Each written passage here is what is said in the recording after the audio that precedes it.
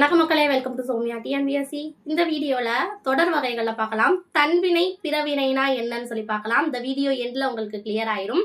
தன்வினை அப்படின்னா என்னன்னு பாத்தீங்கன்னா, ஒரு செயலை தானே செய்வது அப்படின்னு சொல்றாங்க. ஒரு செயலை தான் மட்டும் செய்வதுதான் தன்வினை. இதுக்கு உதாரணம் என்ன சொல்லலாம் பாத்தீங்கன்னா, கமலா படித்தாள் அப்படின்னு ஒரு சென்டென்ஸ், ஒரு தொடர் இருக்கு. அதுல கமலா அப்படிங்கிற முதல் வார்த்தை நம்மளுக்கு எழுவாய், படித்தாள் அப்படிங்கிறது என்னன்னு பாத்தீங்கன்னா வினை. சோ யார் இப்ப படிக்கிறா? கமலா தானே படிக்கிறாங்க. அப்ப வினை யார சார்ந்து இருக்கு? நம்மளுக்கு கமலாவா சார்ந்து இருக்கு.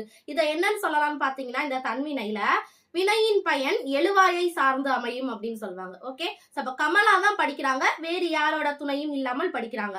அப்ப தன்வினைக்கு எடுத்துக்காட்டு கமலா படித்தாள். ஓகேயா?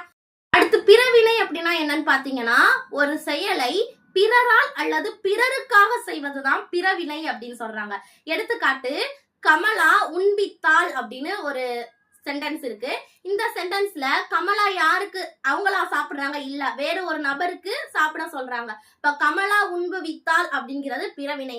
இன்னொன்னு ஈஸியா சொல்லணும்னா, இந்த பிறவினையோட விகுதிகள் விபி அப்படிங்கிற இந்த விகுதிகளை பெற்றுதான் வரும் அப்படின்னு சொல்றாங்க. இதை வச்சே நம்மளால ஈஸியா எது பிறவினை எது தன்வினை அப்படிங்கறது தெரிஞ்சுக்க முடியும். சோ அடுத்து பார்ட் 2 வீடியோல செய்வினைனா என்ன, செயற்பாட்டு வினை என்னன்னா பார்க்க போறோம். சோ இது தெரிஞ்சுக்க நம்மளோட சேனலை சப்ஸ்கிரைப் பண்ணுங்க, உங்களோட ஃப்ரெண்ட்ஸ்க்கும் ஷேர் பண்ணுங்க, மறக்காம லைக் பண்ணிருக்க. Thank you guys.